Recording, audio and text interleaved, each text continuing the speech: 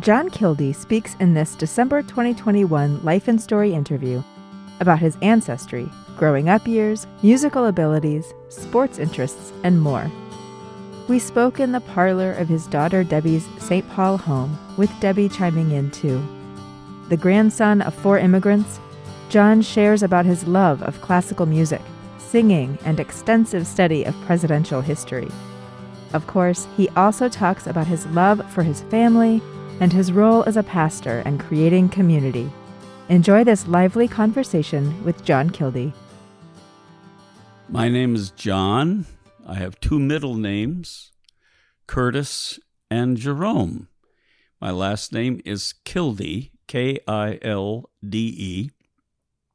That was not the name that my grandfather came with from Norway. He came with the name Karsten Bersvensen, which is ridiculously long. I don't know if he thought about what that would look like on a driver's license. But anyway, he changed it to Kilde, which is a common noun in Norwegian. Wouldn't be pronounced that way, but it means a spring, like artesian spring. So there must have been a Source? But No. there must have been some kind of a spring on his farm in the old country. So, yeah, and I am the 7th of 7 children. I had 4 older sisters, 2 older brothers, and I am the Omega child. I used to teach Greek. Omega is the last letter in the Greek alphabet, so that's what I was, the Omega child. How did you find your way to teaching Greek? Okay. After my, I could have put down on there also education in that business. Mm-hmm. But anyway, I went to seminary after I graduated from the University of Minnesota here in Minneapolis. And then I started seminary. And first year I was in seminary, my teacher, who had just finished his doctorate in New Testament, introduced me to Greek. I had minored in German at the U of M, and so I found that I had some facility in language, and I enjoyed German, although it was really a lot of hard work. I never became totally fluent, although I've been to Germany 2-3 times, and I've found that I could get around, read menus, read signs, and ask for directions, that kind of stuff. So anyway, then when I was introduced to Greek, I thought, man, this is good. I like this. So I had Greek courses each year in the 3 years of seminary. And then eventually, when I came back to teach in the seminary, I taught Greek. And it's fun. I think it's really a neat language. It's not to be confused with the Greek that they teach today in Athens. This is called Koine Greek, which lasted 600-700 years, and they haven't spoken it since, 4th or 5th century. But it's the same alphabet. And it's not ancient Greek of the great Greek dramatists and so on, Sophocles, Euripides, and those guys. It's not that Greek, but it's the same alphabet there too. I just think it's a lot of fun. You were just drawn in. Yep. Okay. Drawn in. Probably also because of my teacher, who had just finished his doctorate and in New Testament, and he was a good teacher, and I took to it kind of like a duck to water, and it was fun, and I enjoyed teaching it also, which I did for a lot of years. Nice. A lot of years. What age did you teach to? Mostly young men in their 20s, early 20s, middle 20s, but sometimes also to older students, not what we call non-trads, that started studying for the ministry when they were maybe 40 or 50. And some of them found learning a language that you don't speak, strictly a written deal, because the New Testament was written in Koine Greek. And I remember one student who was a very bright guy, but he took Greek for a few days and he gave up because he said, I can't remember these vocabulary words. So he dropped out. But yeah, I mean, it's fun and I enjoyed it. Let's go back to talking a little bit about your ancestry. There's a lot of talk. There's a lot of talk these days about the southern border, about immigrants trying to get into this country to have greater opportunity. Well, I'm a grandson of 4 immigrants. I never thought of myself that way so much, but more lately as I've been hearing the stories about people that want to come into this country. So, my grandfather, not my great-grandfather or my great-great-grandfather, but my dad's father was 15 years old when Abraham Lincoln was shot in 1865. So he came to this country. He was born in 1850. And he came to this country 5 years after the Civil War in 1870. And he came from Norway. And later on, he came as a single guy, but later on, he met my grandmother, who is an immigrant also, as my mother's parents were also immigrants from Norway. But I was thinking particularly of my father's father. And anyway, I never knew he was long dead before I was born. Obviously, if he was born in 1850. Obviously. So anyway, I really appreciate this thing because this immigrant thing, because I'm one of them as an ancestor. I mean, as a grandchild of immigrants. All 4 of them came here. Southeast Otter Tail County, Fergus Falls is in Otter Tail County. Southeast Otter Tail County, there was a real enclave of Norwegian immigrants. My mother started public school taught in the Norwegian language in Minnesota. Yes, it's amazing. And my parents, both of them, my mom and my dad both, and they were raised on farms just a few miles apart. They were confirmed together, same class in 1908. My parents were. And they were married during the First World War. And they had a child fairly soon. And because of that, my dad was not drafted into the First World War. So anyway, they were raised. My dad had 8 brothers in a row. The first girl was Emily. She died at age 20. Dad was the firstborn male, followed by 8 more boys in a row, followed by the 11th child, who was a girl again, and she died too in her infancy. And so anyway, I have cousins. I don't even know how many cousins I have, but because most of these 9 guys, most of them had big families like ours. Mm-hmm. Wow. So anyway, my parents were completely comfortable in Norwegian language, even though they were born here, both of them. But they would often use the Norwegian language to conceal things from us, you see. So you heard Norwegian growing up? Oh, a lot. Mm-hmm. Yes.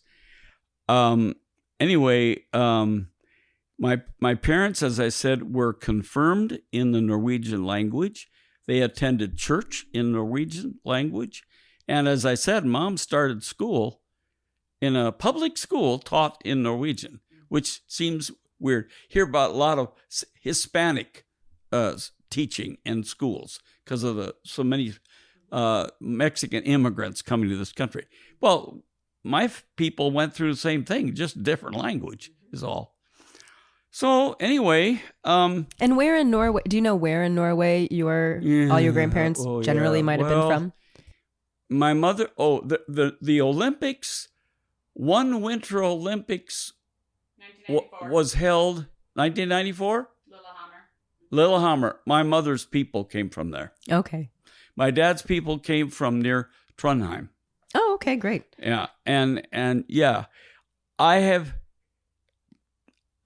never tracked them down in Norway, but some sort of cousin of mine with that last name, Bear Svensson, believe it or not, came to Fergus Falls and visited us maybe 10 years ago or less. And she had the old name, which I think is kind of cool.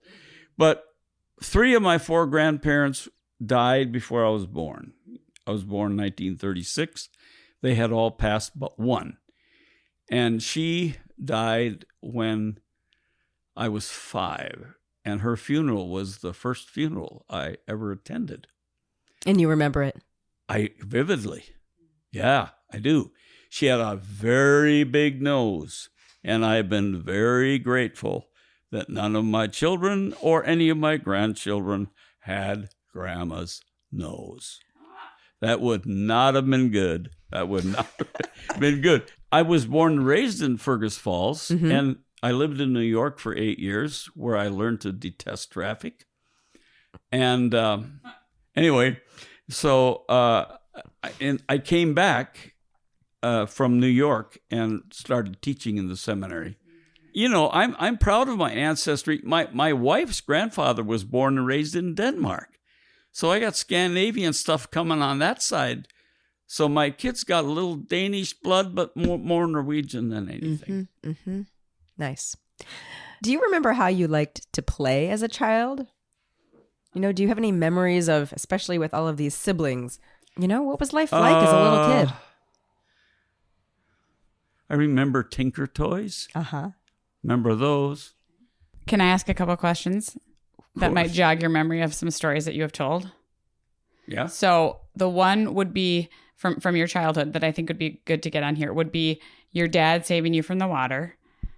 The two, I'm going to just say them, and then I can give this back to Elisa. And then also your sisters dressing you up. Yes.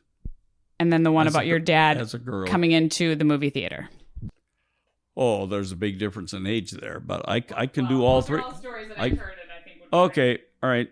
What was the first one again? The water. I have a memory when I was 2. Okay. 1938. I was with my dad. We were at the swimming hole, the municipal swimming hole, which happened to be on a river in Fergus Falls. My sister was out in the middle, and I remember her standing. She was 10 years older than me. She was standing there, and the water was up to her belly button, kind of about there. And I just thought, why not? So I went charging in at age 2 into the water. And my dad kind of panicked. He was from the office and his office.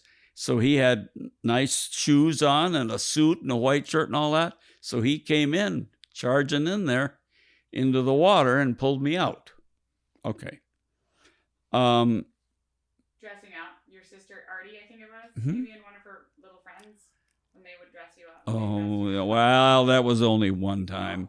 That's when we lived next Guess to it made an impression. to the Van Meters. Anyway, my sister's best friend, her name was Janelle Rovang. She figures in the plot of the next story also.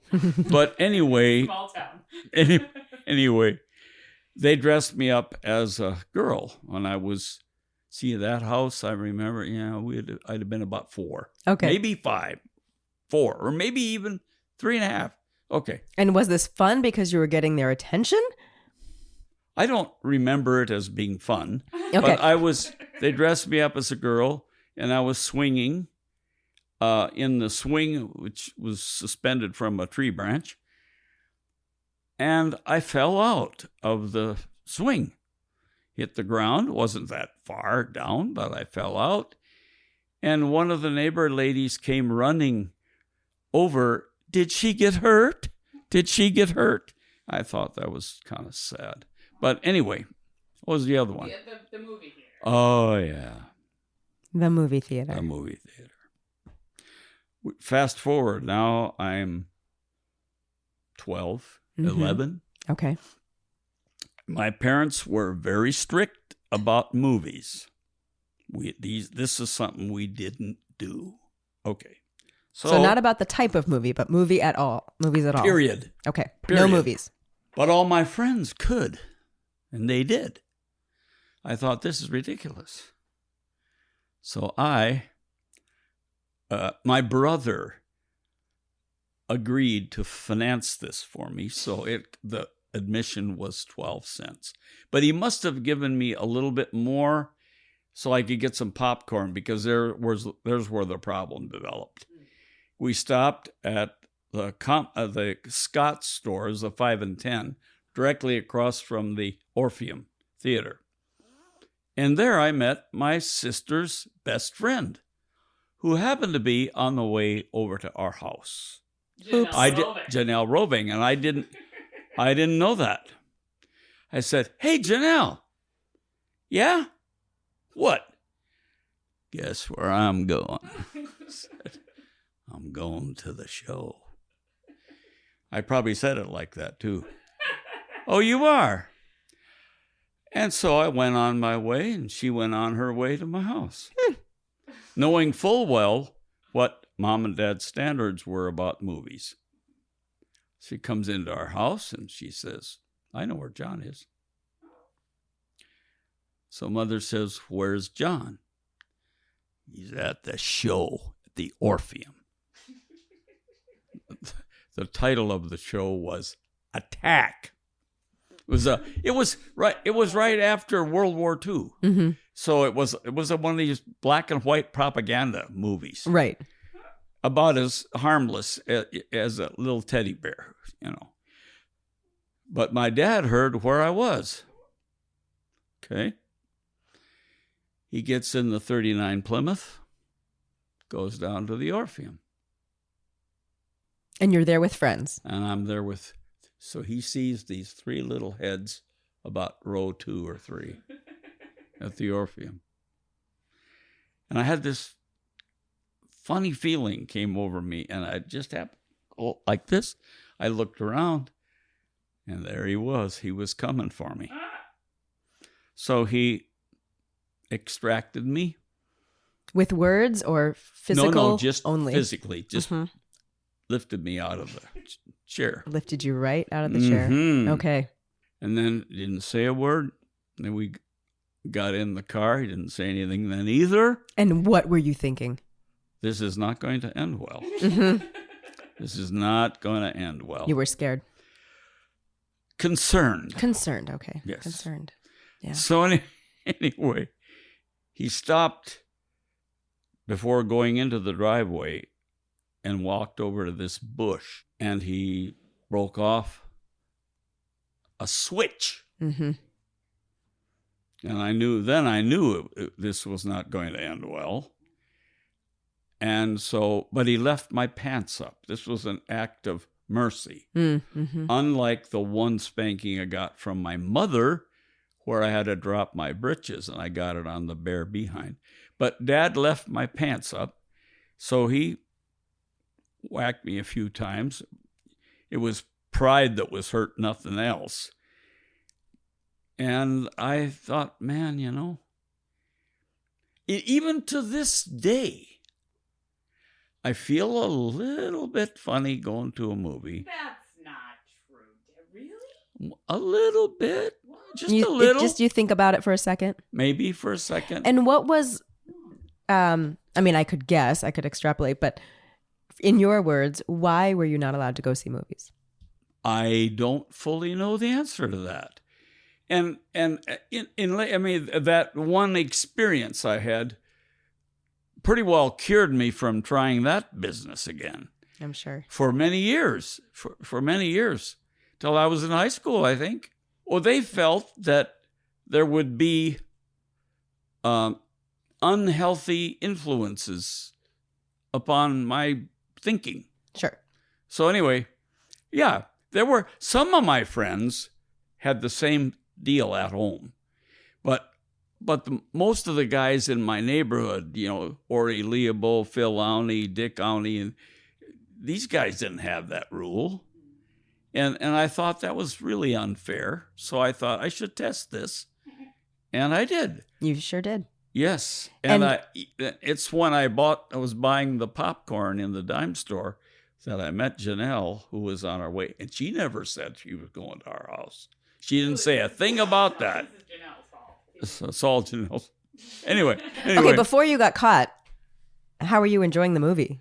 Or what were you thinking? It was your first time in a theater. I have no recollection of that. I don't know that we got very far into that movie when I just kind of looked around. Okay. And I didn't hear him coming, but I sure knew who it was. There weren't many in the theater. It was like a Saturday afternoon. Right. Deal.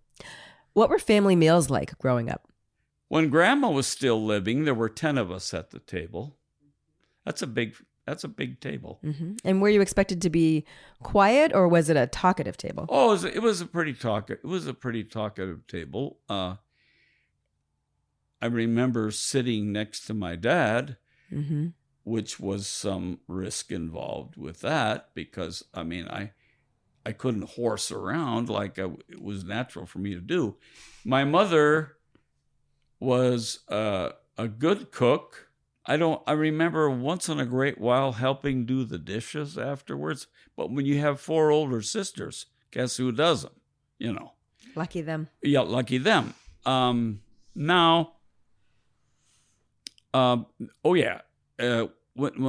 Dad was still living, see, my dad died unexpectedly when I was 16.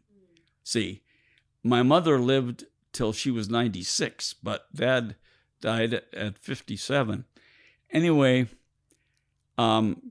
he was this is in the spirituality area, but he was the family priest. And at the end of the meal, he would take a devotional book. There were 2 different ones that we used.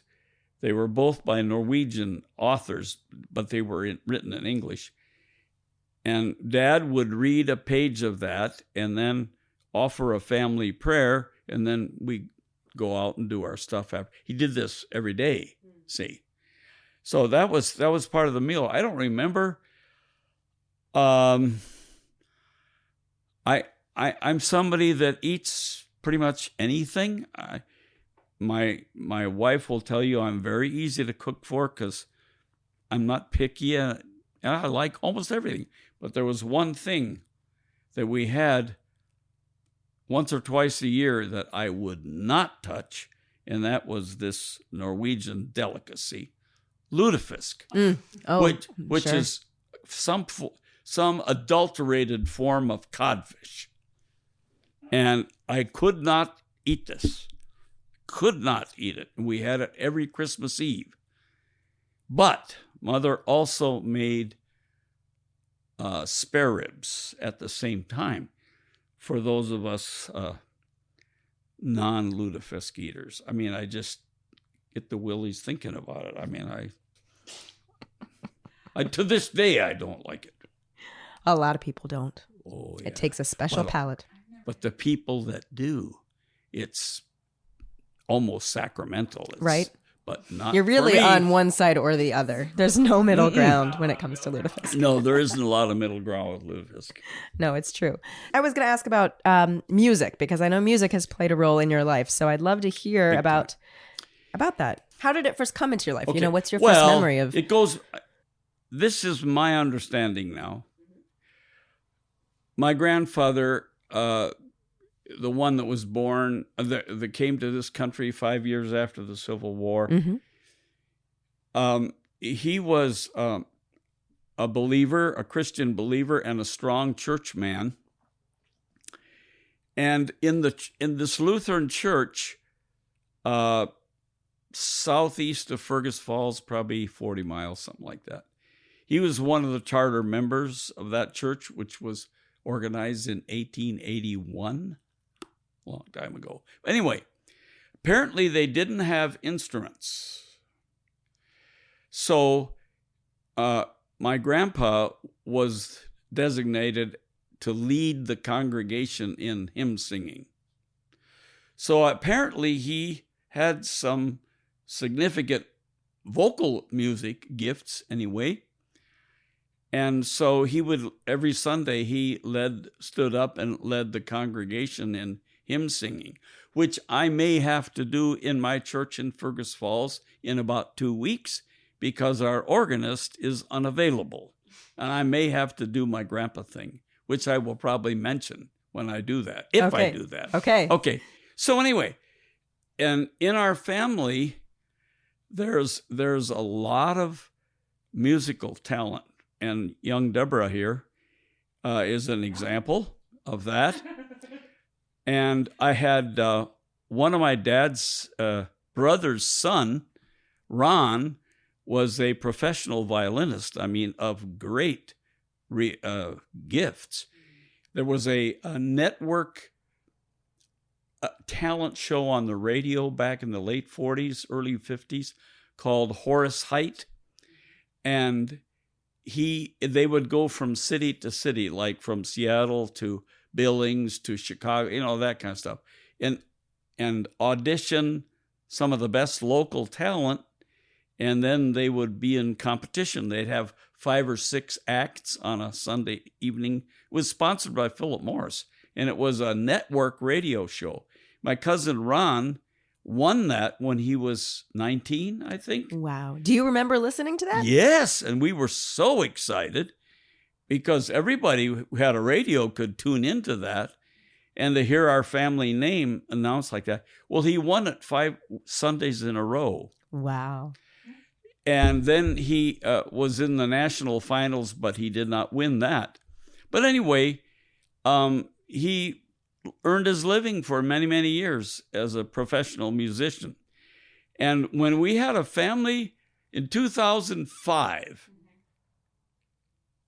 we had a Kilde family reunion, and there were close to 300 people there. It was in Fergus Falls. Ron showed up with his violin. He owned a Stradivarius violin. Yeah, he was in that kind of class. So he was very good. But that's just one example. 2, 3 of my dad's brothers had a dance band, which was, my mother felt about dances like she felt about movies. I was wondering. So yes. There was an ad in the Fergus Falls Daily Journal. I remember seeing it. Dance with the Kilde brothers.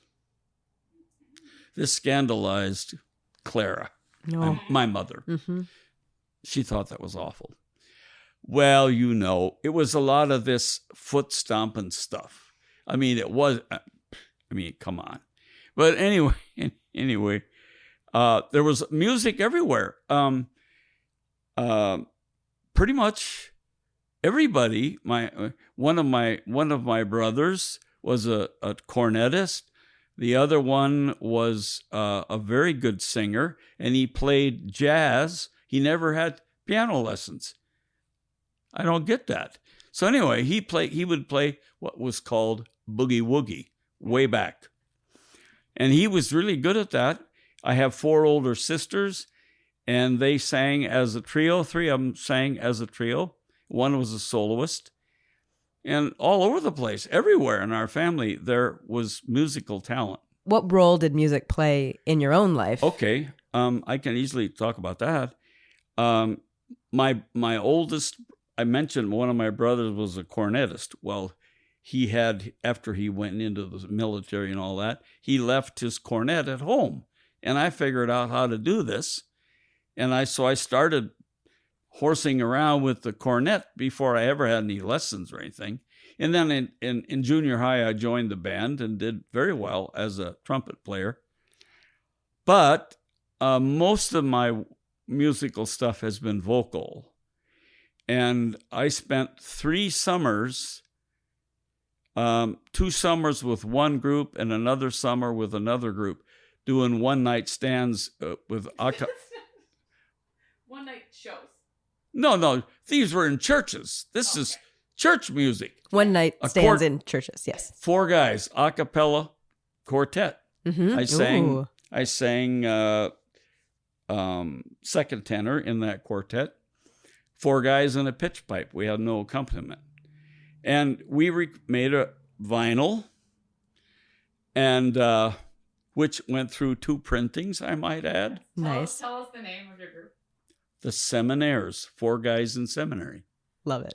See? Please tell me someone has this record somewhere. Jake actually uploaded all the things, so now it's a playlist on YouTube. Oh my goodness. Okay. I'm going to have to look it up. Oh, that's right. Yes. That'll be a good thing. I'm glad. Mm-hmm. Glad you asked. Okay. Yeah. So singing has, I don't play the trumpet anymore, but I still sing reasonably well, not as well as I did when I was 25. But I'm 85 now, and 85-year-old guys get a little funny with their music. So I don't do so. I've done a lot of solos at weddings and funerals. Skadillions of them. Not anymore. Haven't done that for years. But singing has continued to play a role in your life. Oh, big time. Throughout your life. Yeah. And what about in your family life when you were raising your own kids? Well, Debbie is a soloist. Have you ever sung together? Yeah, we did once or twice.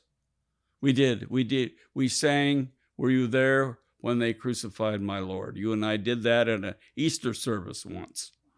Yeah, we did. But We should do another one. everyone, Yes, maybe now. all of the Janet and I and our 4 kids all sing reasonably well. Debbie is the strongest of the group, I would say.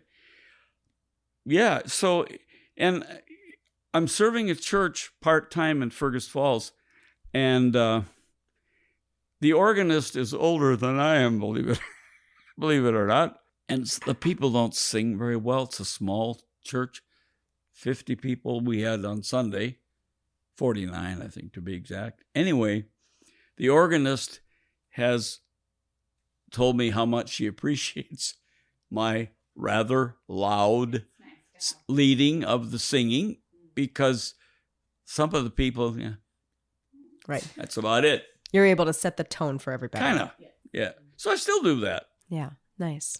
And I love to sing. I've been in tons of choirs, and those 2 quartets where I traveled and made a living during the summer doing that. And yeah, Music has been an important. Classical music and all of. Oh, you're a great lover of yeah. all of that. When I was in college at the U of M, I was dating a girl from Augsburg who was really into classical music. I thought I ought to get into this. And so I joined a couple of record clubs, and I love, above everything, classical music, which is a lot of people don't really groove on that. If I lived in the Twin Cities, I would love to have season tickets to the Minnesota Orchestra. Absolutely. Because that's my stuff. And I like that a lot. I listen to NPR in the radio, in my car radio, a lot. Do you sing when you're by yourself? Yeah. You sing in the car? Sometimes.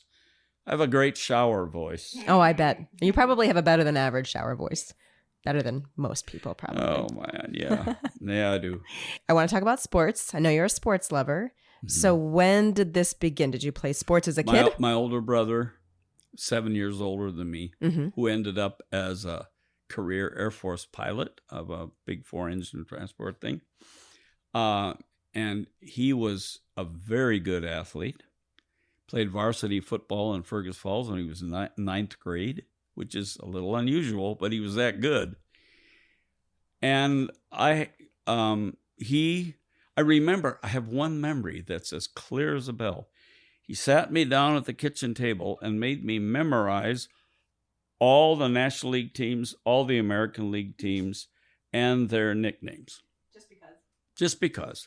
And I was 10, 11. I was a reasonably good baseball player, I played American Legion junior baseball, batted .340, I think, which is respectable, very respectable.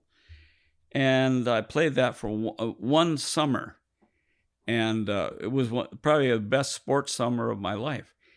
I am small and slow, so football or basketball, I followed them, but I didn't play. I played baseball well, but that's the only one of the major sports. And I've been a huge Twins fan since 1961 and a Vikings fan. Although, when it comes to the Vikings, probably my wife is even a bigger Vikings fan than I am. And if I'm not watching the Vikings on Sunday afternoon, she would be. And so we come home from church, and we sit down, doink, on goes the TV, and nobody interrupts us until 3 o'clock when it's over, or 3:15. That's kind of, I love sports, but I was only good at baseball. That was the only thing. But your favorite things to watch sounds like you like to watch a lot of different things. My favorite sports to watch now clearly are the Vikings. What about the Gophers? The Gophers? Yeah. I learned to love hockey at the U of M because, as a freshman, my tuition was $40 a quarter. Can you imagine? Yes. I got a student activity ticket for $10, which got me into all the Gopher football games, all the basketball games, all the hockey games. That was it. I didn't go to anything else. But even if I had a test coming up the next day, and there was a football games were on Saturday, but weeknight games were common for basketball or hockey. And if I wanted to go, I went to a lot of them, especially that first year. I got introduced to hockey. We didn't have hockey in Fergus Falls at that time. We do now, but we didn't then. And I loved going to these hockey games. Let's talk about your career. Okay. Prior to what you do now, which we'll get to, what were you originally thinking you would like to do with your life? That's easy because my baseball coach used to call me Doc. Okay, why? And my original idea was I wanted to become a medical doctor and go to Africa as a medical missionary. That was my goal. One problem, I wasn't very good in math. In high school, I got A's and everything else, but I think I got a C+ in geometry, a B- in higher algebra, and I knew that the pre-med program had pretty strong math element in it. Science, A in biology, A in chemistry, that wasn't a problem, but I didn't get math, and I had a good teacher, so it wasn't his fault. I just was dumb in math. And so then, no, this is not going to work. Then I headed in the theological direction. What took you in that direction? What was that pivot? I remember in 7th grade, in Miss Pearson's English class, we were filling out this survey thing. What do you want to be when you grow up kind of deal, see?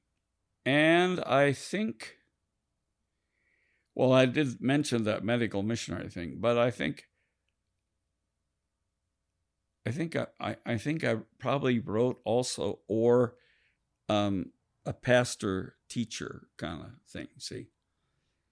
And it was very clear, but by the time I was a senior in high school, I knew what I was going to do. I was going to, by that time I had discovered my inability in mathematics. And I thought, we're not going that direction. So then I decided I wanted to be a pastor and a professor. So that led me to seminary, and I went to Princeton Seminary for a master's degree. Then I taught for 35 years at our seminary. And that's when you were teaching Greek? Among other things. Yeah. And that's been good. It's been very good. What do you enjoy about your work? What does it bring you? Well, I'm a lover, as a believer, as a Christian believer, I'm a lover of the scriptures. I have a high view of the Bible and its authority. And I enjoyed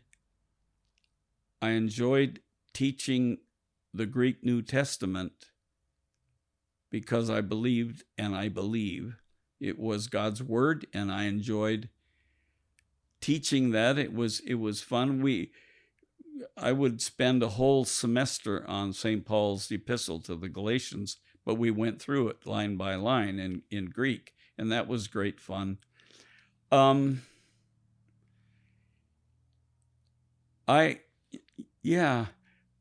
find, and do to this day, first Sunday in December, a week ago this past Sunday, I preached, and I enjoy it. It has stress to it, but at the same time, I love it, and I'm a people person, and I love to visit. I've had 2 or 3 really meaningful visits with people in their homes this week. And what's the date today? Oh, The 13th, December 13th? Oh no, and I mean last week. Okay. I probably made 4 or 5 home visits last week, and I really enjoy that. It's satisfying because I love people, and I love people, and I love the Bible and teaching the Bible, and so I sometimes think, imagine I should get paid for doing this. I don't say that loudly, to my church board. But thinking back over the course of your work, are there moments that stand out as really pivotal moments where you thought, I am doing the thing I was meant to do with my life? Well, that's happened so many times I couldn't even. That's so wonderful. That's so wonderful. Yeah. Not everybody can say that. I think very unique. Well, yeah. Lately, I've told the church I'm serving that I am done at the end of May this year, or August probably. Mm-hmm. And lately, I've been thinking, I don't know if I really want to quit then. I'm only 85. He's retired like 4 times. Yeah. You love it. I do. So I may not actually be done next August. You see, Janet and I have our 50th wedding anniversary on August 13th. Oh, my goodness. I'm thinking of trying to do some slam bang thing connection with. She knows nothing about this. No, I don't know anything about the slam bang thing. Well, yeah. If I had known more about the fact that you're coming up on 50 years, I would have for sure asked more questions about your relationship. And I mean, my goodness, 50 years. That's something to celebrate. I was 35 when I got married. 35? Janet was 24. Okay. And I've been fortunate to have been in good health. I was 64 years old when I was first overnight in a hospital. And that's pretty good. That's great. Yeah. Yep. Yeah. How did the two of you meet? You and your wife? I was a pastor in New York City, Brooklyn, New York. And I went to a graduation from nurses training party for her cousin, who happened to be part of the same church I was serving. And I remember going up the stairs to her cousin's place in Brooklyn, New York, and I met Janet and her sister there. Her sister was 3 years older.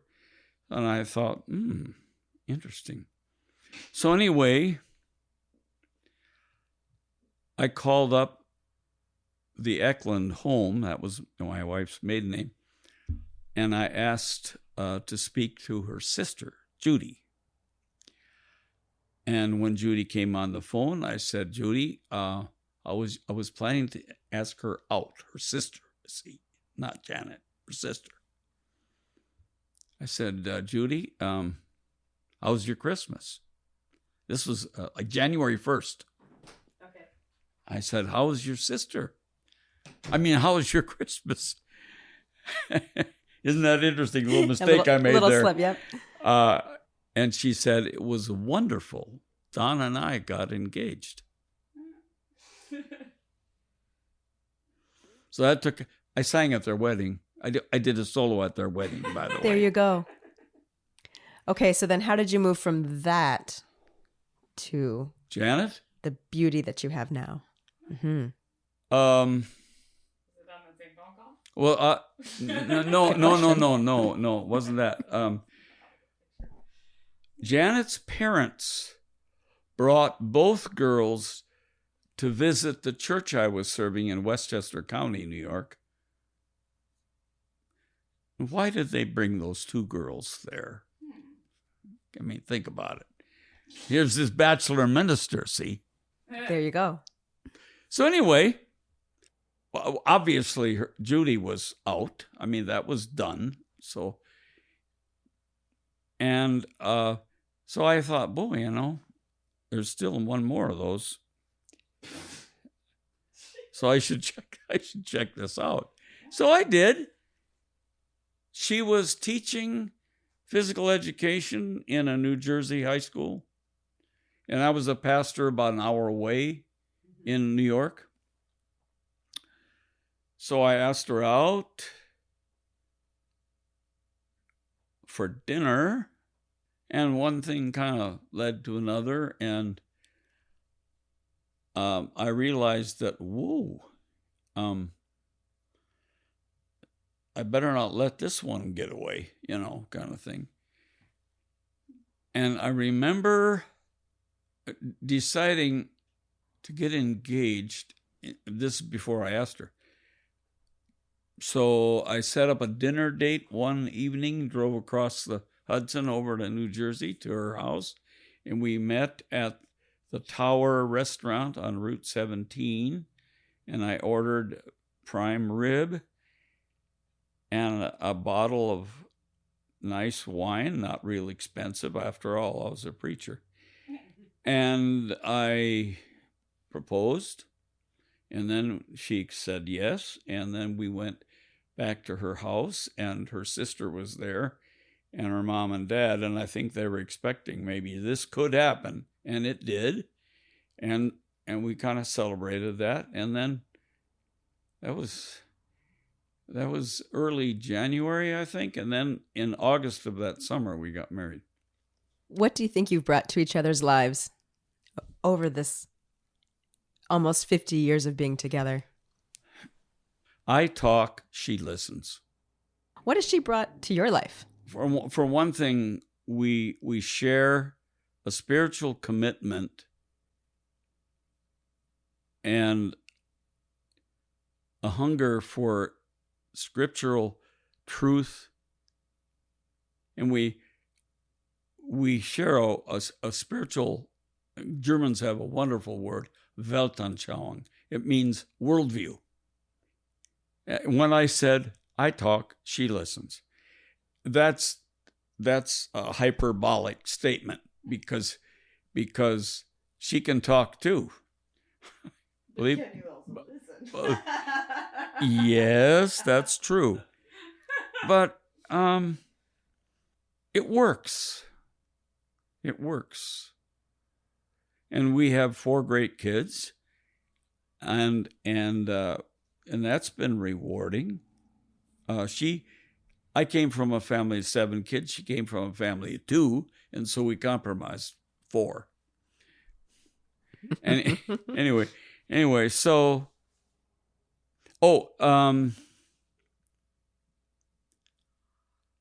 she has a lot of pastoral instincts. And in the churches we have served, I served 7 years as a bachelor minister in New York, where she was not part of it at all, of course. But since we've been married, she probably is as good a pastor's wife as could possibly be. And she has gifts of connecting to people on a lot of different. She has a master's degree in counseling. I mean, she's a trained person. And this is what I have said about the churches we've served. They like me, but they love you. I think that's true. But you clearly both have a love for connecting with people. We do. Yeah, that's true. I'm curious how you prepare for a Sunday when you're going to be preaching. Where do you get your inspiration and how do you prepare? Okay. In most churches,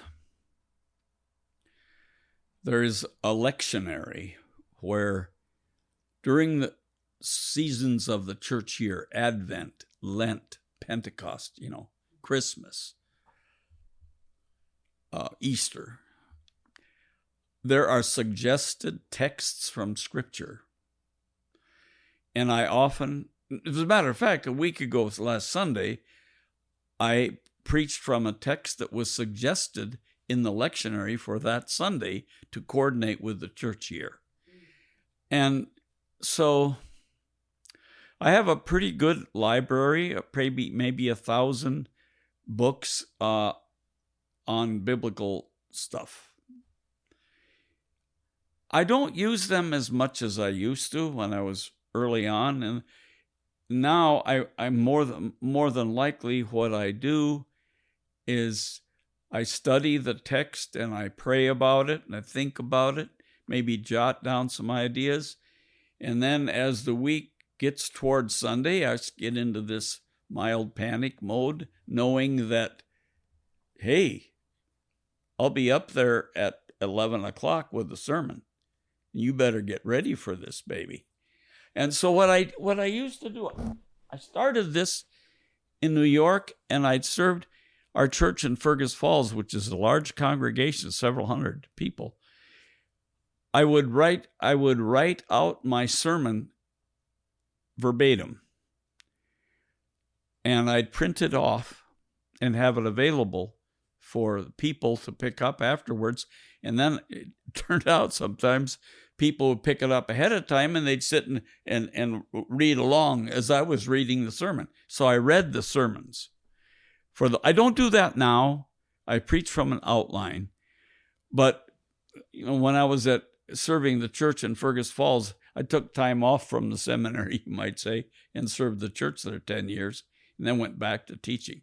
But when I was ready to write, and I'd sit down, it's very hard work. Writing is not easy. And I would, maybe took me 3 hours, hour and a half was the shortest ever, I think, or up to 2 to 3 hours. I'd write the entire sermon out, and then my secretary at the church would print it up, would write it out and print it up, and then we had it printed at a publishing place downtown.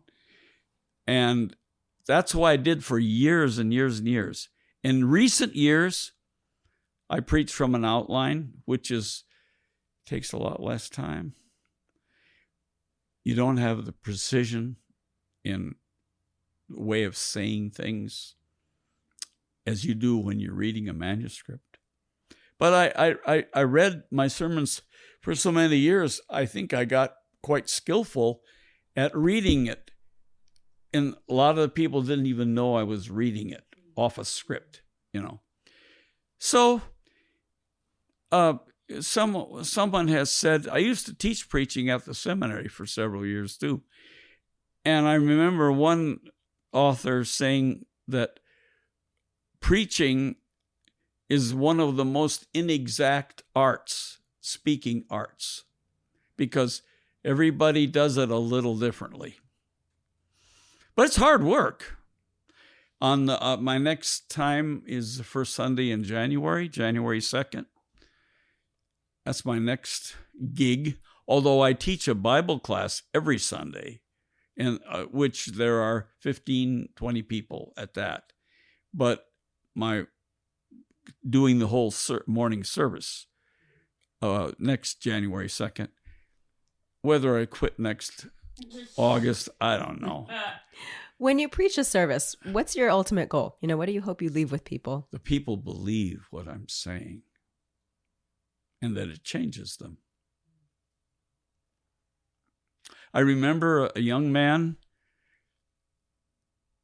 in New York. He was a college student, and I wasn't that much out of college myself at the time. But I had preached on the subject of temptation. It was a text from St. Paul's letter to the church at Corinth. And I preached each Sunday. I sought to say what the text says, not just what I think. And I remember him coming through to shake hands. And, preachers, we all have a sinful, vain nature, too. And we want people to say, that's the greatest sermon I ever heard in my life. And nobody ever does. But anyway, this guy said, thank you for helping me get through. That was pretty meaningful. Mm-hmm. That'll stick with you. That'll stick, yeah. Yeah, it's over 50 years ago that he said that. Tell me about your hobby. I have 3 7-foot bookshelves, 5 shelves in each of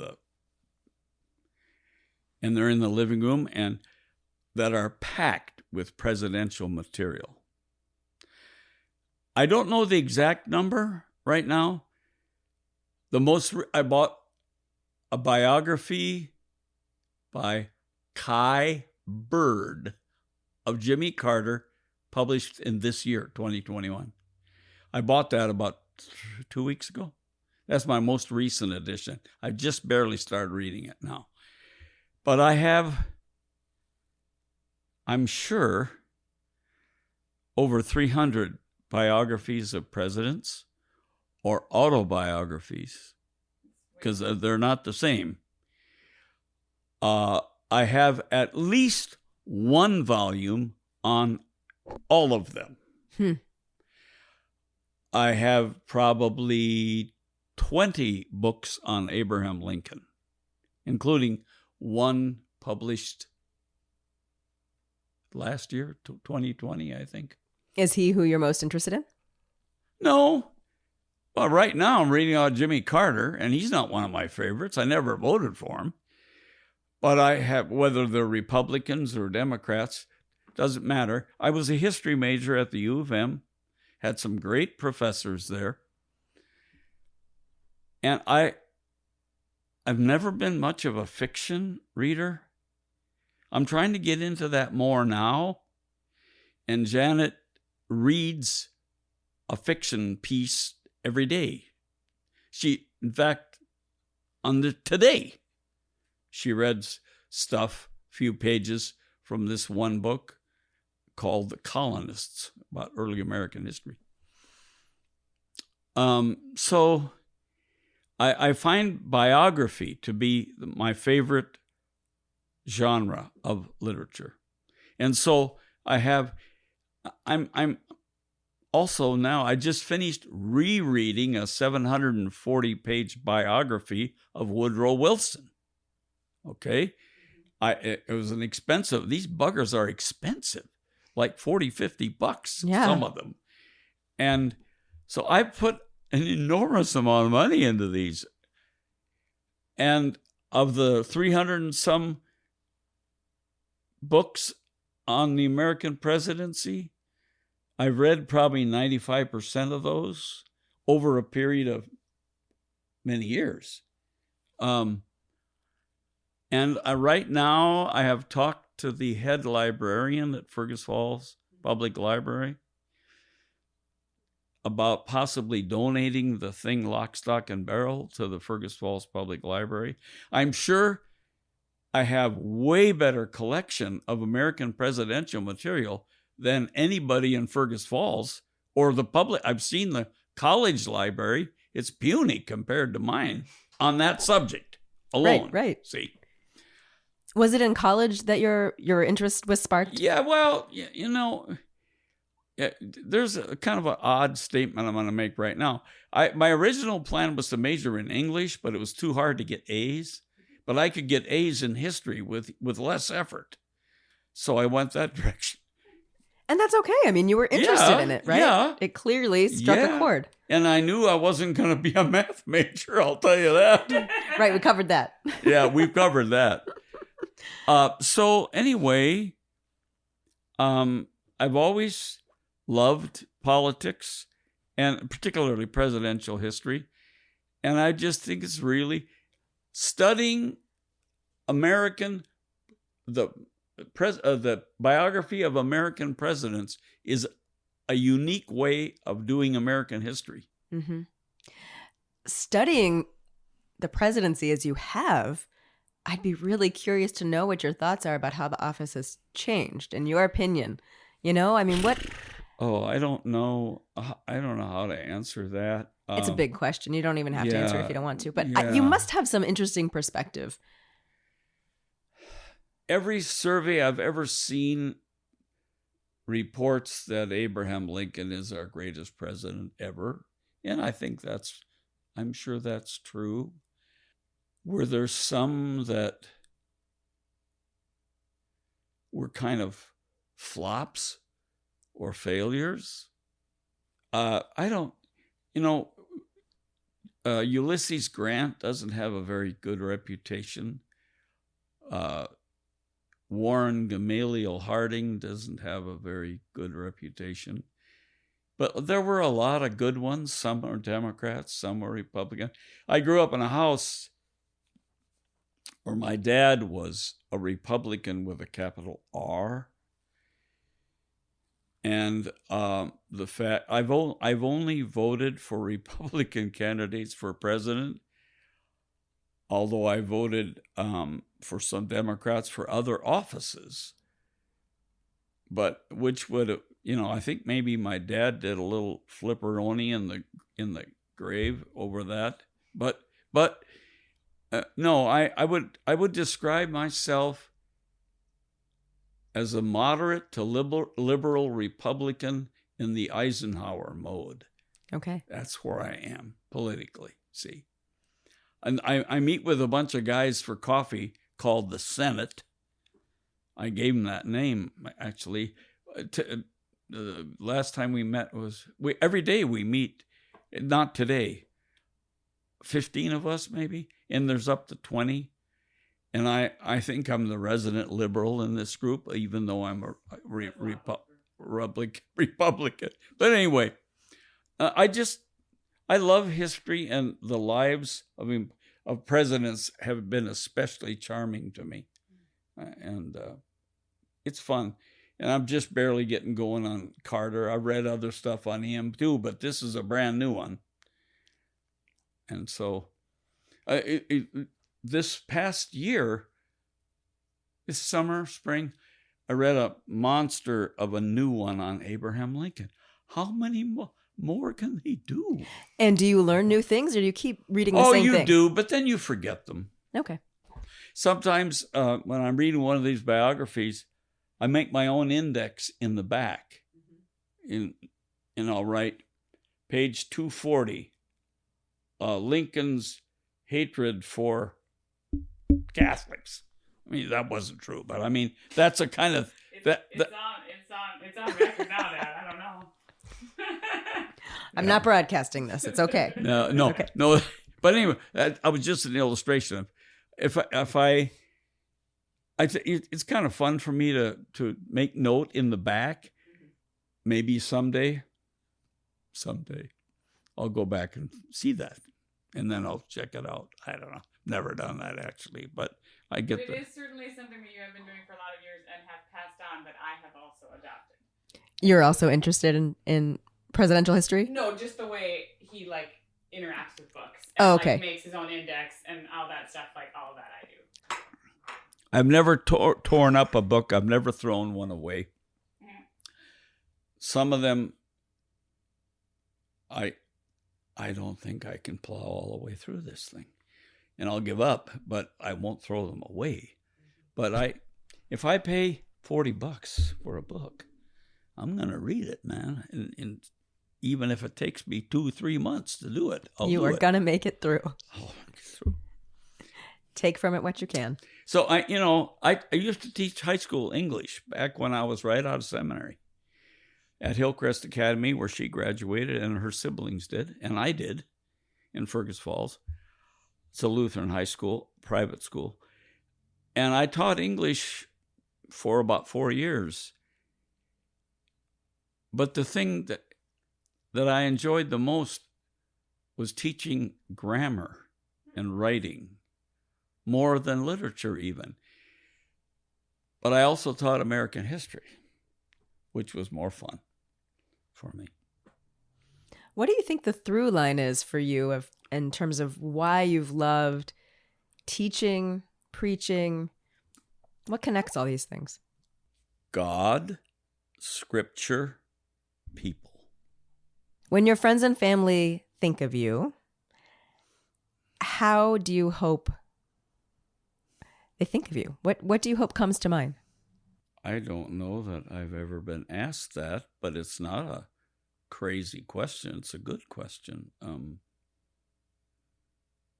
Dad was serious about God and the Bible and his work, but he also loved people and he loved to laugh.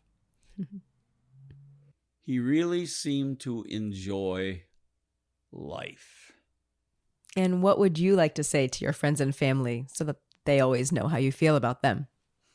Rare would be that person that I don't like or don't find interesting. Now and then I've had a parishioner that was kind of a pain in the neck, but not very often. And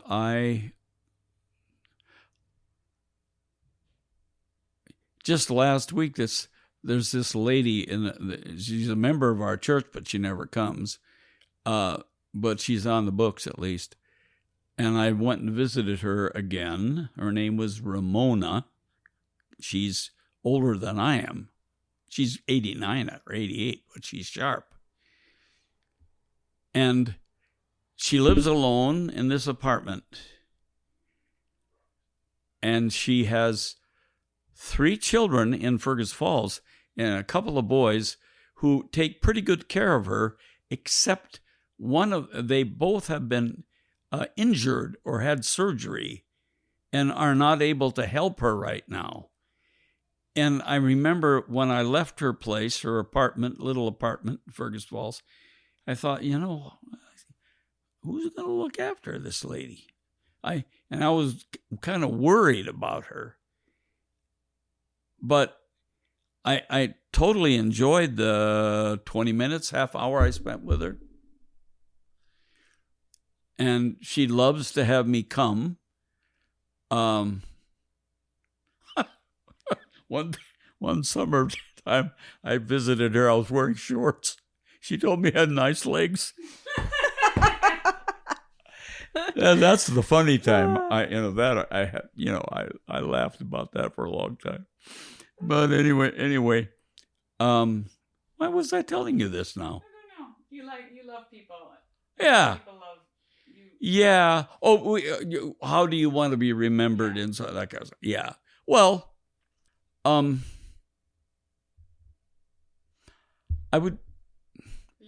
I tend to talk too much, but I know that. And then I kind of resolve that when I go to my coffee clutch tomorrow, I'm going to be Silent Sam, the thoughtful man. And I kind of forget about that. I was going to say, how does that go? And I tell a story, I get going on something, and I monopolize. I don't like that when I do that. What does your family mean to you? Well, I could say everything, and that's really saying nothing.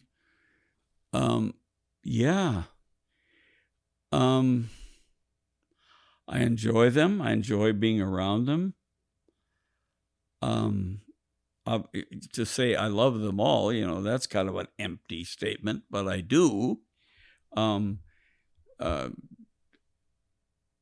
Debbie's brother, John, my son John, only one boy. I had 3 girls in a row, and then finally he showed up. And he really struggled for 10 or 12 years with alcohol. And I know where that came from. My mother's 3 brothers were alcoholics. Bang, bang, bang. 3 out of 3.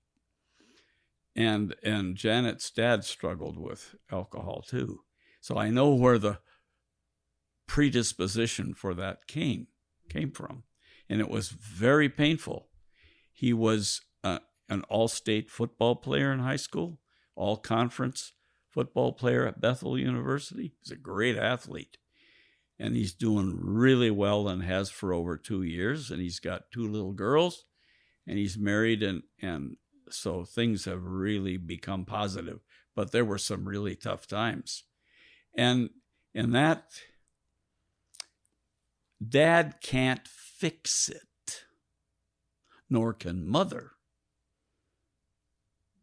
So when things go awry, that's painful. But I don't know how many times he was in treatment, 13 treatment centers, some of them twice, like Hazelden twice.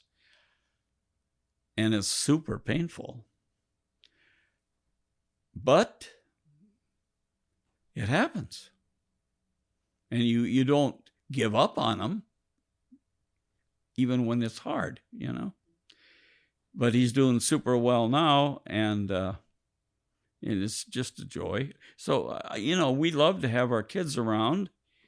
When they all come together, sometimes it gets a little chaotic. And as I've said, headlights are wonderful, but taillights are okay too. Mm-hmm. So when you think about your grandchildren, what would you like to say to them to reflect what's important to you about living a good life or a full life? Well, it probably would be, I've never made that speech.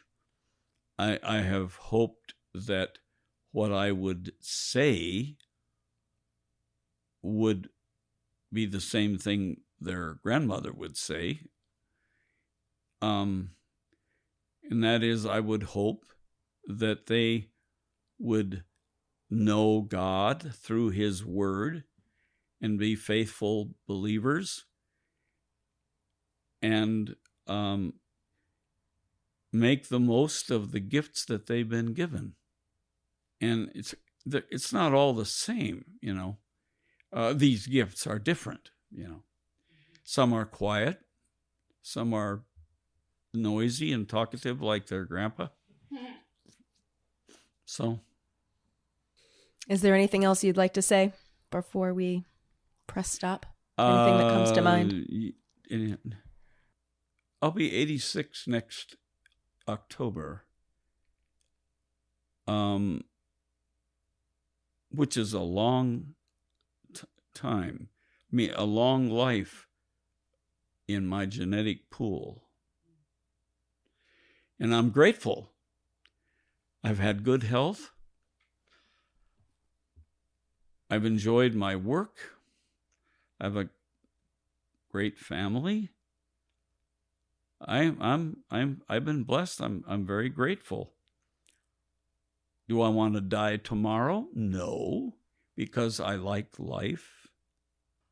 I wanted to get into, I never said anything about this. I wanted to get into politics at one point, run for the Minnesota State House. I had met with the candidate search committee. I had the nomination in my pocket if I wanted it. And the Lord said no. And I pouted for some time. But I did serve 2 terms on the Fergus Falls City Council, and that was rewarding. See, this all plugs into that American history thing. Mm-hmm. That's part of that. Absolutely. Yeah. So anyway, it's been good. I've had a good run. My mom was in a nursing home when she was at the age that I am now. My dad had died years before that. My brother had died at 43 of a brain tumor. Flying an airplane, he passed out, which is a really bad idea. Mm-hmm.